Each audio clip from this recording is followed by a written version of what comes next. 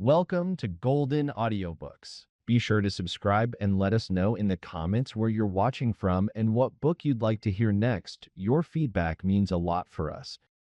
The Incredulity of Father Brown by Gilbert Keith Chesterton, narrated by Andrew Hint. Chapter 7, The Doom of the Darnaways. Two landscape painters stood looking at one landscape, which was also a seascape, and both were curiously impressed by it, though their impressions were not exactly the same. To one of them, who was a rising artist from London, it was new as well as strange.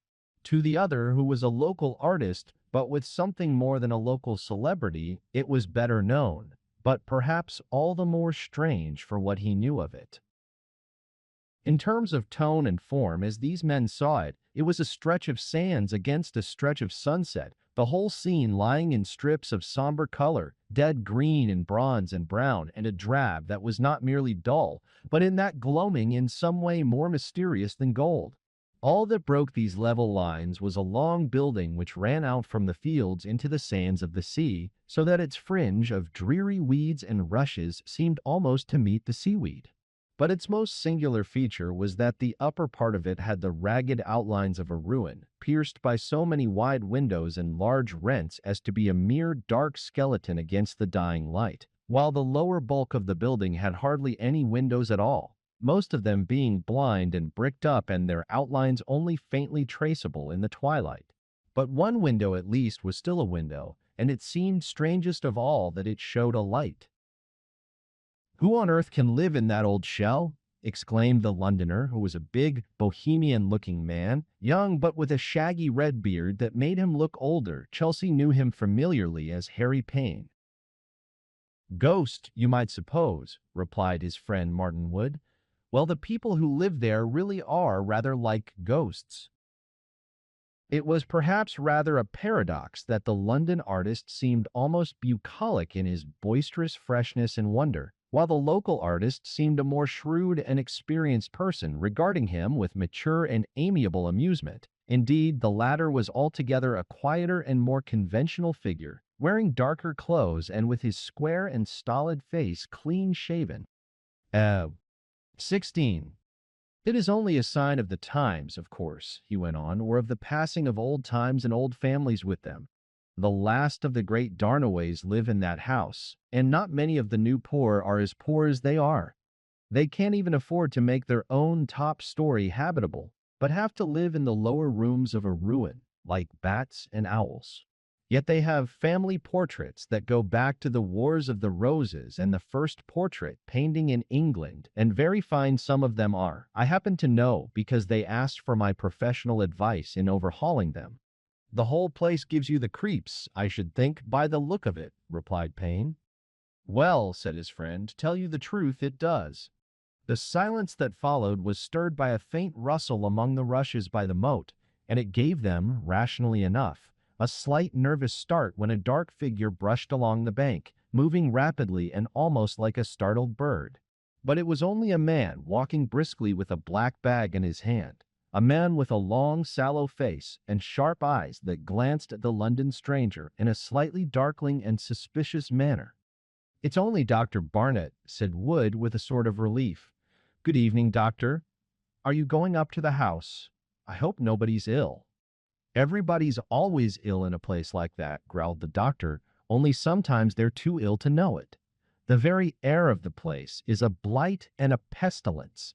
I don't envy the young man from Australia." "And who," asked Payne abruptly and rather absently, "may the young man from Australia be?" "Ah," snorted the doctor, "hasn't your friend told you about him? As a matter of fact, I believe he is arriving today. Quite a romance in the old style of melodrama. The heir back from the colonies to his ruined castle, all complete even down to an old family compact for his marrying the lady watching in the ivied tower. Queer old stuff, isn't it? But it really happens sometimes. He's even got a little money, which is the only bright spot there ever was in this business." "What does Miss Darnaway herself in her ivied tower think of the business?" asked Martin Wood dryly. "What she thinks of everything else by this time," replied the doctor. They don't think in this weedy old den of superstitions, they only dream and drift. I think she accepts the family contract and the colonial husband as part of the doom of the Darnaways, don't you know? I really think that if he turned out to be a humpbacked Negro with one eye and a homicidal mania, she would only think it added a finishing touch and fitted in with the twilight scenery. You're not giving my friend from London a very lively picture of my friends in the country, said Wood, laughing. I had intended taking him there to call. No artist ought to miss those Darnaway portraits if he gets the chance, but perhaps I'd better postpone it if they're in the middle of the Australian invasion. Oh, do go in and see them, for the Lord's sake, said Dr. Barnett warmly. Anything that will brighten their blighted lives will make my task easier. It will need a good many colonial cousins to cheer things up, I should think, and the more the merrier. Come, I'll take you in myself. As they drew nearer to the house, it was seen to be isolated like an island in a moat of brackish water which they crossed by a bridge. On the other side spread a fairly wide stony floor or embankment with great cracks across it, in which little tufts of weed and thorn sprouted here and there. This rock platform looked large and bare in the gray twilight, and Payne could hardly have believed that such a corner of space could have contained so much of the soul of a wilderness. This platform only jutted out on one side, like a giant doorstep, and beyond it was the door, a very low-browed Tudor archway standing open but dark like a cave. When the brisk doctor led them inside without ceremony, Payne had, as it were, another shock of depression. He could have expected to find himself mounting to a very ruinous tower by very narrow winding staircases, but in this case the first steps into the house were actually steps downwards. They went down several short and broken stairways into large toilet rooms which, but for their lines of dark pictures and dusty bookshelves, might have been the traditional dungeons beneath the castle moat. Here and there a candle in an old candlestick lit up some dusty accidental detail of a dead elegance, but the visitor was not so much impressed or depressed by this artificial light as by the one pale gleam of natural light. As he passed down the long room, he saw the only window in that wall, a curious low oval window of a late 17th century fashion. But the strange thing about it was that it did not look out directly on any space of sky, but only on a reflection of sky, a pale strip of daylight merely mirrored in the moat, under the hanging shadow of the bank. Payne had a memory of the Lady of Shalott who never saw the world outside except in a mirror. A lady of this Shalott not only in some sense saw the world in a mirror, but even saw the world upside down. It's as if the house of Darnaway were falling literally as well as metaphorically, said Wood in a low voice, as if it were sinking slowly into a swamp or a quicksand, until the sea goes over it like a green roof. Even the sturdy Dr. Barnett started a little at the silent approach of the figure that came to receive them. Indeed, the room was so silent that they were all startled to realize that it was not empty. There were 3 people in it when they entered, 3 dim figures motionless in the dim room, all 3 dressed in black and looking like dark shadows. As the foremost figure drew nearer the gray light from the window, he showed a face that looked almost as gray as its frame of hair. This was old Vine, the steward, long left in loco parentis since the death of that eccentric parent, the last Lord Darnaway. He would have been a handsome old man if he had had no teeth. As it was, he had one which showed every now and then, and gave him a rather sinister appearance. He received the doctor and his friends with a fine courtesy, and escorted them to where the other 2 figures in black were seated. One of them seemed to Payne to give another appropriate touch of gloomy antiquity to the castle by the mere fact of being a Roman Catholic priest, who might have come out of a priest's hole in the dark old days. Payne could imagine him muttering prayers, or telling beads, or tolling bells, or doing a number of indistinct and melancholy things in that melancholy place. Just then he might be supposed to have been giving religious consolation to the lady, but it could hardly be supposed that the consolation was very consoling, or at any rate that it was very cheering. For the rest, the priest was personally insignificant enough, with plain and rather expressionless features, but the lady was a very different matter. Her face was very far from being plain or insignificant. It stood out from the darkness of her dress and hair and background with a pallor that was almost awful, but a beauty that was almost awfully alive. Payne looked at it as long as he dared, and he was to look at it a good deal longer before he died. Wood merely exchanged with his friends such pleasant and polite phrases as would lead up to his purpose of revisiting the portraits. He apologized for calling on the day which he heard was to be one of family welcome, but he was soon convinced that the family was rather mildly relieved to have visitors to distract them or break the shock. He did not hesitate, therefore, to lead Payne through the central reception room into the library beyond, where hung the portrait, for there was one which he was especially bent on showing, not only as a picture but almost as a puzzle. The little priest trudged along with them. He seemed to know something about old pictures as well as about old prayers. "I'm rather proud of having spotted this," said Wood. "I believe it's a Holbein. If it isn't, there was somebody living in Holbein's time who was as great as Holbein." It was a portrait in the hard but sincere and living fashion of the period, representing a man clad in black trimmed with gold and fur, with a heavy, full, rather pale face, but watchful eyes. "What a pity art couldn't have stopped forever at just that transition stage," cried Wood, "and never transitioned any more. Don't you see it's just realistic enough to be real? Don't you see the face speaks all the more because it stands out from a rather stiffer framework of less essential things? And the eyes are even more real than the face. On my soul, I think the eyes are too real for the face. It's just as if those sly, quick eyeballs were protruding out of a great pale mask." "The stiffness extends to the figure a little, I think," said Payne. "They hadn't quite mastered anatomy when medievalism ended, at least in the North. That left leg looks to me a good deal out of drawing." "I'm not so sure," replied Wood quietly. "Those fellows who painted just when realism began to be done, and before it began to be overdone, were often more realistic than we think. They put real details of portraiture into things that are thought merely conventional. You might say this fellow's eyebrows or eye sockets are a little lopsided, but I bet if you knew him, you'd find that one of his eyebrows did really stick up more than the other. And I shouldn't wonder if he was lame or something, and that black leg was meant to be crooked." "What old devil he looks!" burst out Payne suddenly. "I trust his reverence will excuse my language." "I believe in the devil, thank you," said the priest with an inscrutable face. "Curiously enough, there was a legend that the devil was lame." "I say," protested Payne, "you can't really mean that he was the devil, but who the devil was he?" "He was the Lord Darna, away under Henry VII and Henry VIII," replied his companion.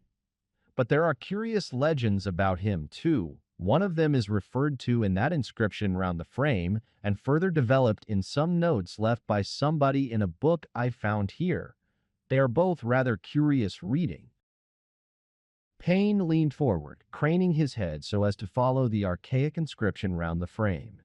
Leaving out the antiquated lettering and spelling, it seemed to be a sort of rhyme running somewhat thus: "In the seventh air I shall return, in the seventh hour I shall depart. None in that hour shall hold my hand, and woe to her that holds my heart." "It sounds creepy somehow," said Payne, "but that may be partly because I don't understand a word of it." "It's pretty creepy even when you do," said Wood in a low voice. "The record made at a later date in the old book I found is all about how this beauty deliberately killed himself in such a way that his wife was executed for his murder. Another note commemorates a later tragedy 7 successions later under the George, in which another Darnaway committed suicide, having first thoughtfully left poison in his wife's wine. It's said that both suicides took place at 7 in the evening. I suppose the inference is that he does really return with every seventh inheritor and makes things unpleasant, as the rhyme suggests, for any lady unwise enough to marry him." "On that argument," replied Payne, "it would be a trifle uncomfortable for the next seventh gentleman." Wood's voice was lower still as he said, "The new heir will be the seventh." Harry Payne suddenly heaved up his great chest and shoulders like a man flinging off a burden. "What crazy stuff are we all talking?" he cried. "We're all educated men in an enlightened age, I suppose. Before I came into this damn dank atmosphere, I'd never have believed I should be talking of such things, except to laugh at them." "You are right," said Wood. "If you lived long enough in this underground palace, you'd begin to feel differently about things. I've begun to feel very curiously about that picture, having had so much to do with handling and hanging it. It sometimes seems to me that the painted face is more alive than the dead faces of the people living here, that it is a sort of talisman or magnet, that it commands the elements and draws out the destinies of men and things. I suppose you would call it very fanciful." "What is that noise?" cried Payne suddenly. They all listened, and there seemed to be no noise except the dull boom of the distant sea. Then they began to have the sense of something mingling with it, something like a voice calling through the sound of the surf, dulled by it at first, but coming nearer and nearer. The next moment they were certain someone was shouting outside in the dusk. Payne turned to the low window behind him and bent to look out. It was the window from which nothing could be seen except the moat with its reflection of bank and sky. But that inverted vision was not the same that he had seen before. From the hanging shadow of the bank in the water depended two dark shadows reflected from the feet and legs of a figure standing above upon the bank. Through that limited aperture they could see nothing but the two legs black against the reflection of a pale and livid sunset. But somehow that very fact of the head being invisible, as if in the clouds, gave something dreadful to the sound that followed. The voice of a man crying aloud what they could not properly hear or understand. Payne especially was peering out of the little window with an altered face, and he spoke with an altered voice. "How queerly he's standing." "No, no," said Wood, in a sort of soothing whisper. "Things often look like that in reflection. It's the wavering of the water that makes you think that." "Think what?" asked the priest shortly. "That his left leg is crooked," said Wood. Payne had thought of the oval window as a sort of mystical mirror, and it seemed to him that there were in it other inscrutable images of doom. There was something else beside the figure that he did not understand. Three thinner legs showing in dark lines against the light, as if some monstrous three-legged spider or bird were standing beside the stranger. Then he had the less crazy thought of a tripod like that of the heathen oracles. In the next moment the thing had vanished and the legs of the human figure passed out of the picture. He turned to meet the pale face of old Vine, the steward, with his mouth open, eager to speak, and his single tooth showing. "He has come," he said. "The boat arrived from Australia this morning." Even as they went back out of the library into the central salon, they heard the footsteps of the newcomer clattering down the entrance steps, with various items of light luggage trailed behind him. When Payne saw one of them, he laughed with a reaction of relief. His tripod was nothing but the telescopic legs of a portable camera, easily packed and unpacked, and the man who was carrying it seemed so far to take on equally solid and normal qualities. He was dressed in dark clothes, but of a careless and holiday sort. His shirt was of gray flannel, and his boots echoed uncompromisingly enough in those still chambers. As he strode forward to greet his new circle, his stride had scarcely more than the suggestion of a limp. But Payne and his companions were looking at his face, and could scarcely take their eyes from it. He evidently felt there was something curious and uncomfortable about his reception, but they could have sworn that he did not himself know the cause of it. The lady, supposed to be in some sense already betrothed to him, was certainly beautiful enough to attract him, but she evidently also frightened him. The old steward brought him a sort of feudal homage, yet treated him as if he were the family ghost. The priest still looked at him with a face which was quite indecipherable, and therefore perhaps all the more unnerving. A new sort of irony, more like the Greek irony, began to pass over Payne's mind. He had dreamed of the stranger as a devil, but it seemed almost worse that he was an unconscious destiny. He seemed to march towards crime with the monstrous innocence of Oedipus. He had approached the family mansion in so blindly buoyant a spirit as to have set up his camera to photograph his first sight of it, and even the camera had taken on the semblance of the tripod of a tragic pythoness. Payne was surprised, when taking his leave a little while after, at something which showed that the Australian was already less unconscious of his surroundings. He said in a low voice, "Don't go, or come again soon. You look like a human being. This place fairly gives me the jumps." When Payne emerged out of those almost subterranean halls and came into the night air and the smell of the sea, he felt as if he had come out of that underworld of dreams in which events jumble on top of each other in a way at once unrestful and unreal. The arrival of the strange relative had been somehow unsatisfying and, as it were, unconvincing. The doubling of the same face in the old portrait and the new arrival troubled him like a two-headed monster. And yet it was not altogether a nightmare, nor was it that face, perhaps, that he saw most vividly. "Did you say," he asked of the doctor as they strode together across the striped dark sands by the darkening sea, "did you say that young man was betrothed to Miss Darnaway by a family compact or something? Sounds rather like a novel." "But an historical novel," answered Dr. Barnett. "The Darnaways all went to sleep a few centuries ago, when things were really done that we only read of in romances. Yes, I believe there's some family tradition by which second or third cousins always marry when they stand in a certain relation of age in order to unite the property. A damned silly tradition, I should say, and if they often married in and in that fashion, it may account on principles of heredity for their having gone so rotten." "I should hardly say," answered Payne a little stuffily, "that they had all gone rotten." "Well," replied the doctor, "the young man doesn't look rotten, of course, though he's certainly lame." "The young man!" cried Payne, who was suddenly and unreasonably angry. "Well, if you think the young lady looks rotten, I think it's you who have rotten taste."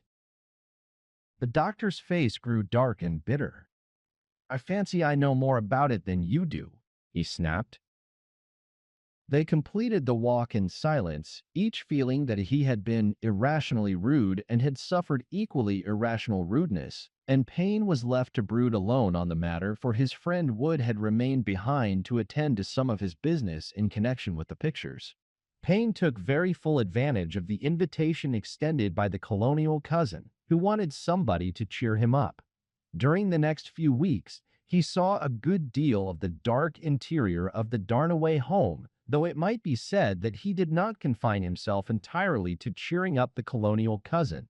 The lady's melancholy was of longer standing and perhaps needed more lifting. Anyhow, he showed a laborious readiness to lift it. He was not without a conscience, however, and the situation made him doubtful and uncomfortable. Weeks went by, and nobody could discover from the demeanor of the new Darnaway whether he considered himself engaged according to the old compact or no. He went mooning about the dark galleries and stood staring vacantly at the dark and sinister picture. The shades of that prison house were certainly beginning to close on him, and there was little of his Australian assurance left. But Payne could discover nothing upon the point that concerned him most. Once he attempted to confide in his friend Martin Wood as he was pottering about in his capacity of picture hanger, but even out of him he got very little satisfaction. "It seems to me you can't butt in," said Wood shortly, "because of the engagement." "Of course I shan't butt in if there is an engagement," retorted his friend. "But is there?" "I haven't said a word to her, of course, but I've seen enough of her to be pretty certain she doesn't think there is, even if she thinks there may be. He doesn't say there is, or even hint that there ought to be. It seems to me this shilly-shallying is rather unfair on everybody." "Especially on you, I suppose," said Wood a little harshly. "But if you ask me, I'll tell you what I think. I think he's afraid." "Afraid of being refused?" asked Payne. "No, afraid of being accepted," answered the other. "Don't bite my head off. I don't mean afraid of the lady. I mean afraid of the picture." "Afraid of the picture," repeated Payne. "I mean afraid of the curse," said Wood. Don't you remember the rhyme about the Darnaway doom falling on him and her? Yes, but look here, cried Payne. Even the Darnaway doom can't have it both ways. You tell me first that I mustn't have my own way because of the compact, and then that the compact mustn't have its own way because of the curse. But if the curse can destroy the compact, why should she be tied to the compact? If they're frightened of marrying each other, they're free to marry anybody else, and there's an end of it. Why should I suffer for the observance of something they don't propose to observe? It seems to me your position is very unreasonable. Of course it's all a tangle, said Wood rather crossly, and went on hammering at the frame of a canvas. Suddenly one morning, the new heir broke his long and baffling silence. He did it in a curious fashion, a little crude as was his way, but with an obvious anxiety to do the right thing. He asked frankly for advice, not of this or that individual as Payne had done, but collectively as of a crowd. When he did speak, he threw himself on the whole company like a statesman going to the country. He called it a showdown. Fortunately, the lady was not included in this large gesture, and Payne shuddered when he thought of her feelings. But the Australian was quite honest. He thought the natural thing was to ask for help and for information, calling a sort of family council at which he put his cards on the table. It might be said that he flung down his cards on the table, for he did it with a rather desperate air, like one who had been harassed for days and nights by the increasing pressure of a problem. In that short time, the shadows of that place of low windows and sinking pavements had curiously changed him, and increased a certain resemblance that crept through all their memories. The 5 men, including the doctor, were sitting round a table, and Payne was idly reflecting that his own light tweeds and red hair must be the only colors in the room, for the priest and the steward were in black, and Wood and Darnaway habitually wore dark gray suits that looked almost like black. Perhaps this incongruity had been what the young man had meant by calling him a human being. At that moment, the young man himself turned abruptly in his chair and began to talk. A moment after, the dazed artist knew that he was talking about the most tremendous thing in the world. "Is there anything in it?" he was saying. "That is what I've come to asking myself till I'm nearly crazy. I'd never have believed I should come to thinking of such things, but I think of the portrait and the rhyme and the coincidences, or whatever you call them, and I go cold. Is there anything in it? Is there any doom of the Darnaways, or only a damned queer accident? Have I got a right to marry, or shall I bring something big and black out of the sky that I know nothing about on myself and somebody else?" His rolling eye had roamed round the table and rested on the plain face of the priest, to whom he now seemed to be speaking. Payne's submerged practicality rose in protest against the problem of superstition being brought before that supremely superstitious tribunal. He was sitting next to Darnaway and struck in before the priest could answer. "Well, the coincidences are curious, I admit," he said, rather forcing a note of cheerfulness. "But surely we—" and then he stopped, as if he had been struck by lightning. For Darnaway had turned his head sharply over his shoulder at the interruption, and with the movement his left eyebrow jerked up far above its fellow, and for an instant the face of the portrait glared at him with a ghastly exaggeration of exactitude. The rest saw it, and all had the air of having been dazzled by an instant of light. The old steward gave a hollow groan. "It is no good," he said hoarsely. "We are dealing with something too terrible." "Yes," assented the priest in a low voice, "we are dealing with something terrible, with the most terrible thing I know, and the name of it is nonsense." "What did you say?" said Darnaway, still looking towards him. "I said nonsense," repeated the priest. "I have not said anything in particular up to now, for it was none of my business. I was only taking temporary duty in the neighborhood, and Miss Darnaway wanted to see me. But since you're asking me personally and point blank, why, it's easy enough to answer. Of course there's no doom of the Darnaways to prevent your marrying anybody you have any decent reason for marrying. A man isn't fated to fall into the smallest venial sin, let alone into crimes like suicide and murder. You can't be made to do wicked things against your will because your name is Darnaway, any more than I can because my name is Brown. The doom of the Browns, he added with relish. The weird of the Browns would sound even better. And you of all people, repeated the Australian, staring, tell me to think like that about it. I tell you to think about something else, replied the priest cheerfully. What has become of the rising art of photography? How is the camera getting on? I know it's rather dark downstairs, but those hollow arches on the floor above could easily be turned into a first-rate photographic studio. A few workmen could fit it out with a glass roof in no time. Really, protested Martin Wood, I do think you should be the last man in the world to tinker about with those beautiful Gothic arches, which are about the best work your own religion has ever done in the world. I should have thought you'd have had some feeling for that sort of art, but I can't see why you should be so uncommonly keen on photography. I'm uncommonly keen on daylight, answered Father Brown, especially in this dingy business, and photography has the virtue of depending on daylight. And if you don't know that I would grind all the Gothic arches in the world to powder to save the sanity of a single human soul, you don't know so much about my religion as you think you do. The young Australian had sprung to his feet like a man rejuvenated. By George, that's the talk, he cried, though I never thought to hear it from that quarter. I'll tell you what, Reverend Sir, I'll do something that will show I haven't lost my courage after all. The old steward was still looking at him with quaking watchfulness, as if he felt something fey about the young man's defiance. Oh, he cried, what are you going to do now? I am going to photograph the portrait, replied Darnaway. Yet it was barely a week afterwards that the storm of the catastrophe seemed to stoop out of the sky, darkening that sun of sanity to which the priest had appealed in vain, and plunging the mansion once more in the darkness of the Darnaway doom. It had been easy enough to fit up the new studio, and seen from inside it looked very like any other such studio, empty except for the fullness of the white light. A man coming from the gloomy rooms below had more than normally the sense of stepping into a more than modern brilliancy, as blank as the future. At the suggestion of Wood, who knew the castle well and had got over his first aesthetic grumblings, a small room remaining intact in the upper ruins was easily turned into a dark room, into which Darnaway went out of the white daylight to grope by the crimson gleams of a red lamp. Wood said, laughing, that the red lamp had reconciled him to the vandalism, as that bloodshot darkness was as romantic as an alchemist's cave.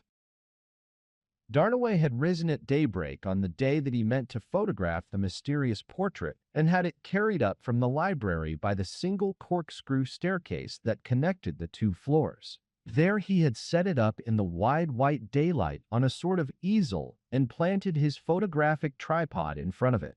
He said he was anxious to send a reproduction of it to a great antiquary who had written on the antiquities of the house, but the others knew that this was an excuse covering much deeper things. It was, if not exactly a spiritual duel between Darnaway and the demoniac picture, at least a duel between Darnaway and his own doubts. He wanted to bring the daylight of photography face to face with that dark masterpiece of painting, and to see whether the sunshine of the new art would not drive out the shadows of the old. Perhaps this was why he preferred to do it by himself, even if some of the details seemed to take longer and involve more than normal delay. Anyhow, he rather discouraged the few who visited his studio during the day of the experiment, and who found him focusing and fussing about in a very isolated and impenetrable fashion. The steward had left a meal for him, as he refused to come down. The old gentleman also returned some hours afterwards and found the meal more or less normally disposed of, but when he brought it he got no more gratitude than a grunt.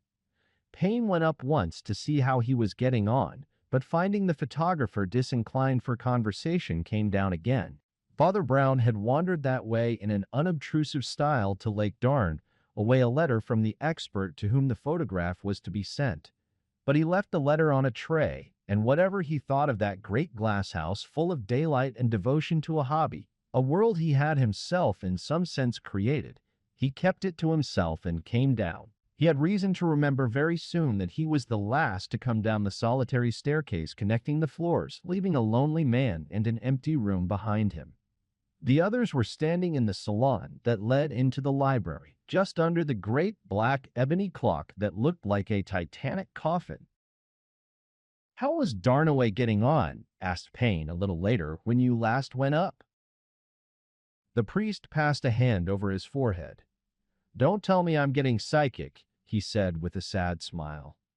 "I believe I'm quite dazzled with daylight up in that room and couldn't see things straight. Honestly, I felt for a flash as if there were something uncanny about Darnaway's figure standing before that portrait." "Oh, that's the lame leg," said Barnett promptly. "We know all about that." "Do you know?" said Payne abruptly but lowering his voice. "You don't think we do know all about it or anything about it. What's the matter with his leg? What was the matter with his ancestor's leg?" "Oh, there's something about that in the book I was reading in there in the family archives," said Wood. "I'll fetch it for you." And he stepped into the library just beyond. "I think," said Father Brown quietly, "Mr. Payne must have some particular reason for asking that." "I may as well blurt it out once and for all," said Payne, but in a yet lower voice. "After all, there is a rational explanation. A man from anywhere might have made up to look like the portrait. What do we know about Darnaway? He is behaving rather oddly." The others were staring at him in a rather startled fashion, but the priest seemed to take it very calmly. "I don't think the old portrait's ever been photographed," he said. "That's why he wants to do it. I don't think there's anything odd about that." "Quite an ordinary state of things, in fact," said Wood with a smile. He had just returned with the book in his hand, and even as he spoke there was a stir in the clockwork of the great dark clock behind him, and successive strokes thrilled through the room up to the number of 7. With the last stroke there came a crash from the floor above that shook the house like a thunderbolt, and Father Brown was already 2 steps up the winding staircase before the sound had ceased. "My God!" cried Payne involuntarily. "He is alone up there." "Yes," said Father Brown without turning as he vanished up the stairway. "We shall find him alone." When the rest recovered from their first paralysis and ran helter-skelter up the stone steps and found their way to the new studio, it was true in that sense that they found him alone. They found him lying in a wreck of his tall camera, with its long splintered legs standing out grotesquely at 3 different angles, and Darnaway had fallen on top of it with one black crooked leg lying at a 4th angle along the floor. For the moment, the dark heap looked as if he were entangled with some huge and horrible spider. Little more than a glance and a touch were needed to tell them that he was dead. Only the portrait stood untouched upon the easel, and one could fancy the smiling eyes shone. An hour afterwards, Father Brown, in helping to calm the confusion of the stricken household, came upon the old steward muttering almost as mechanically as the clock had ticked and struck the terrible hour. Almost without hearing them, he knew what the muttered words must be. "In the 7th air I shall return. In the 7th hour I shall depart." As he was about to say something soothing, the old man seemed suddenly to start awake and stiffen into anger. His mutterings changed to a fierce cry. "You," he cried, "you and your daylight. Even you won't say now there is no doom for the Darnaways." "My opinion about that is unchanged," said Father Brown mildly. Then after a pause he added, "I hope you will observe poor Darnaway's last wish and see the photograph is sent off."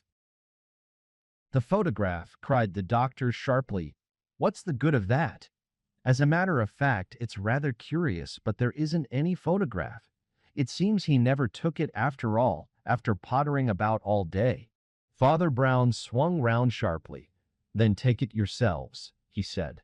"Poor Darnaway was perfectly right. It's most important that the photograph should be taken." As all the visitors, the doctor, the priest, and the 2 artists trailed away in a black and dismal procession across the brown and yellow sands, they were at first more or less silent, rather as if they had been stunned. And certainly there had been something like a crack of thunder in a clear sky about the fulfillment of that forgotten superstition at the very time when they had most forgotten it. When the doctor and the priest had both filled their minds with rationalism as the photographer had filled his rooms with daylight. They might be as rationalistic as they liked, but in broad daylight the seventh heir had returned, and in broad daylight at the seventh hour he had perished. "I'm afraid everybody will always believe in the Darnaways superstition now," said Martin Wood. "I know one who won't," said the doctor sharply. "Why should I indulge in superstition because somebody else indulges in suicide?" "You think poor Mr. Darnaway committed suicide?" asked the priest. "I'm sure he committed suicide," replied the doctor. "It is possible," agreed the other. "He was quite alone up there, and he had a whole drug store of poisons in the dark room. Besides, it's just the sort of thing that Darnaways do." "You don't think there's anything in the fulfillment of the family curse?" "Yes," said the doctor. "I believe in one family curse, and that is the family constitution. I told you it was heredity, and they are all half mad. If you stagnate and breed in and brood in your own swamp like that, you're bound to degenerate whether you like it or not. The laws of heredity can't be dodged. The truths of science can't be denied. The minds of the Darnaways are falling to pieces as their blighted old sticks and stones are falling to pieces, eaten away by the sea and the salt air. Suicide. Of course he committed suicide. I dare say all the rest will commit suicide. Perhaps the best thing they could do." As the man of science spoke, there sprang suddenly and with startling clearness into Payne's memory the face of the daughter of the Darnaways, a tragic mask pale against an unfathomable blackness, but itself of a blinding and more than mortal beauty. He opened his mouth to speak and found himself speechless. "I see," said Father Brown to the doctor, "so you do believe in the superstition after all." "What do you mean, believe in the superstition?" "I believe in the suicide as a matter of scientific necessity." "Well," replied the priest, "I don't see a pin to choose between your scientific superstition and the other magical superstition. They both seem to end in turning people into paralytics, who can't move their own legs or arms or save their own lives or souls. The rhyme said it was the doom of the Darnaways to be killed, and the scientific textbook says it is the doom of the Darnaways to kill themselves. Both ways they seem to be slaves." "But I thought you said you believed in rational views of these things," said Dr. Barnett. "Don't you believe in heredity?" "I said I believed in daylight," replied the priest in a loud and clear voice, "and I won't choose between two tunnels of subterranean superstition that both end in the dark. And the proof of it is this, that you are all entirely in the dark about what really happened in that house." "Do you mean about the suicide?" asked Payne. "I mean about the murder," said Father Brown, and his voice, though only slightly lifted to a louder note, seemed somehow to resound over the whole shore. "It was murder, but murder is of the will, which God made free." What the others said at the moment in answer to it, Payne never knew, for the word had a rather curious effect on him, stirring him like the blast of a trumpet and yet bringing him to a halt. He stood still in the middle of the sandy waste and let the others go on in front of him. He felt the blood crawling through all his veins and the sensation that is called the hair standing on end, and yet he felt a new and unnatural happiness. A psychological process too quick and too complicated for himself to follow had already reached a conclusion that he could not analyze, but the conclusion was one of relief. After standing still for a moment, he turned and went back slowly across the sands to the house of the Darnaways. He crossed the moat with a stride that shook the bridge, descended the stairs, and traversed the long rooms with a resounding tread, till he came to the place where Adelaide Darnaway sat haloed with the low light of the oval window, almost like some forgotten saint left behind in the land of death. She looked up, and an expression of wonder made her face yet more wonderful. "What is it?" she said. "Why have you come back?" "I have come for the Sleeping Beauty," he said in a tone that had the resonance of a laugh. "This old house went to sleep long ago, as the doctor said, but it is silly for you to pretend to be old. Come up into the daylight and hear the truth. I have brought you a word, It is a terrible word, but it breaks the spell of your captivity." She did not understand a word he said, but something made her rise and let him lead her down the long hall and up the stairs and out under the evening sky.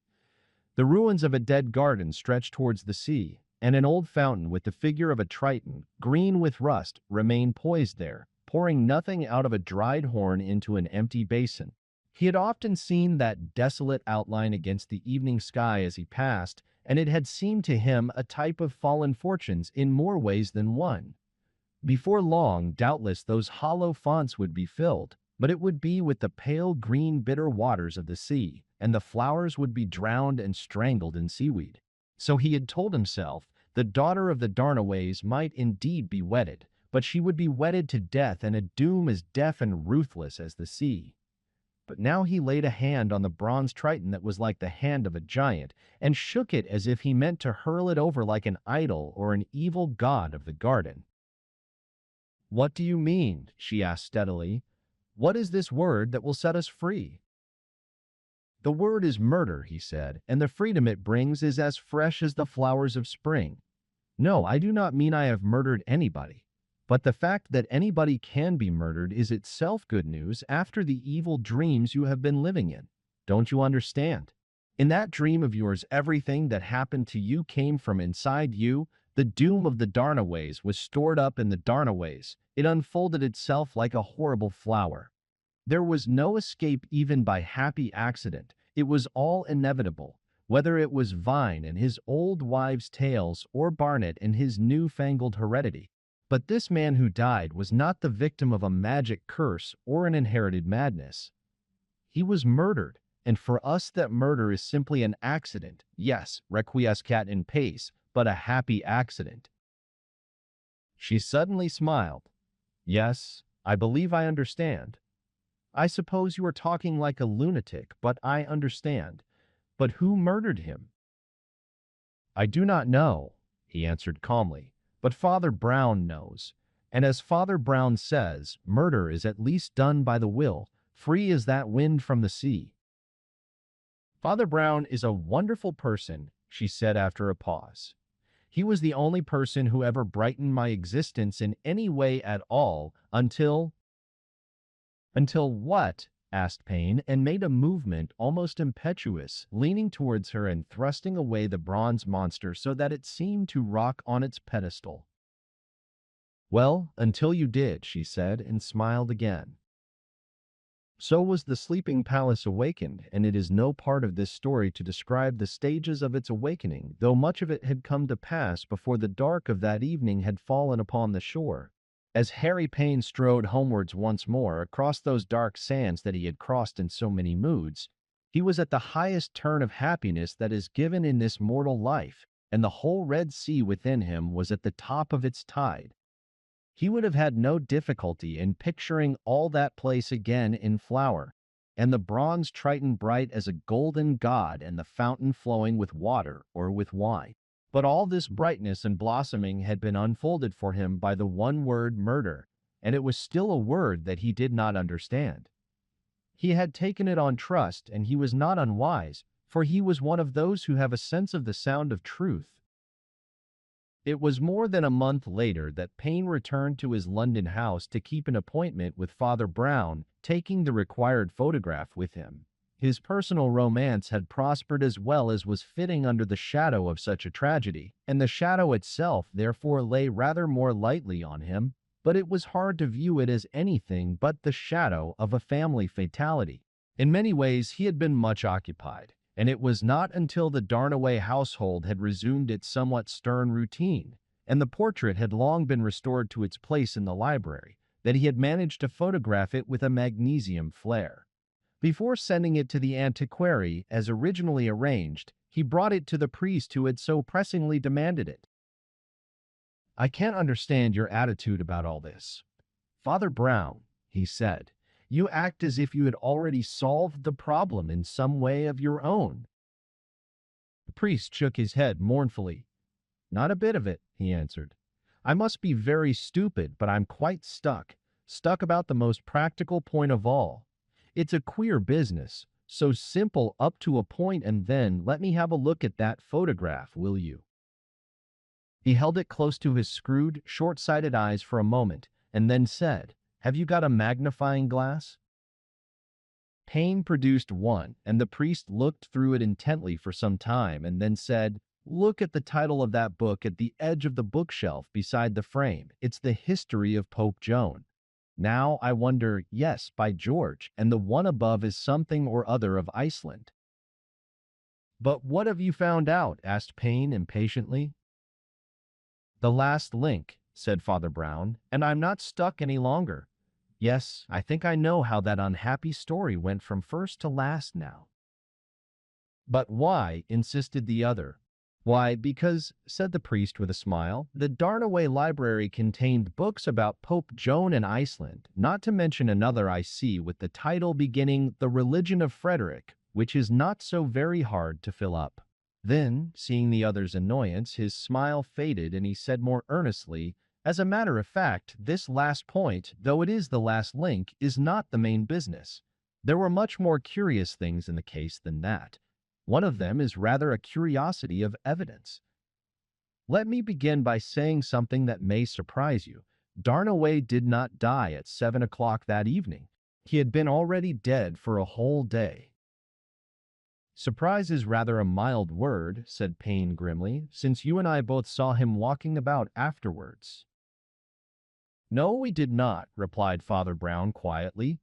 "I think we both saw him, or thought we saw him, fussing about with the focusing of his camera. Wasn't his head under that black cloak when you passed through the room?" "It was when I did, and that's why I felt there was something queer about the room and the figure. It wasn't that the leg was crooked, but rather that it wasn't crooked. It was dressed in the same sort of dark clothes, but if you see what you believe to be one man standing in the way that another man stands, you will think he's in a strange and strained attitude." "Do you really mean," cried Payne with something like a shudder, "that it was some unknown man?" "It was the murderer," said Father Brown. "He had already killed Darnaway at daybreak and hid the corpse and himself in the dark room, an excellent hiding place because nobody normally goes into it or can see much if he does. But he let it fall out on the floor at 7 o'clock, of course, that the whole thing might be explained by the curse." "But I don't understand," observed Payne. "Why didn't he kill him at 7 o'clock then, instead of loading himself with a corpse for 14 hours? "Let me ask you another question," said the priest. "Why was there no photograph taken?" "Because the murderer made sure of killing him when he first got up, and before he could take it. It was essential to the murderer to prevent that photograph reaching the expert on the Darnaway antiquities." There was a sudden silence for a moment, and then the priest went on in a lower tone. "Don't you see how simple it is? Why, you yourself saw one side of the possibility, but it's simpler even than you thought. You said a man might be faked to resemble an old picture. Surely it's simpler that a picture should be faked to resemble a man. In plain words, it's true in a rather special way that there was no doom of the Darnaways. There was no old picture, there was no old rhyme, there was no legend of a man who caused his wife's death.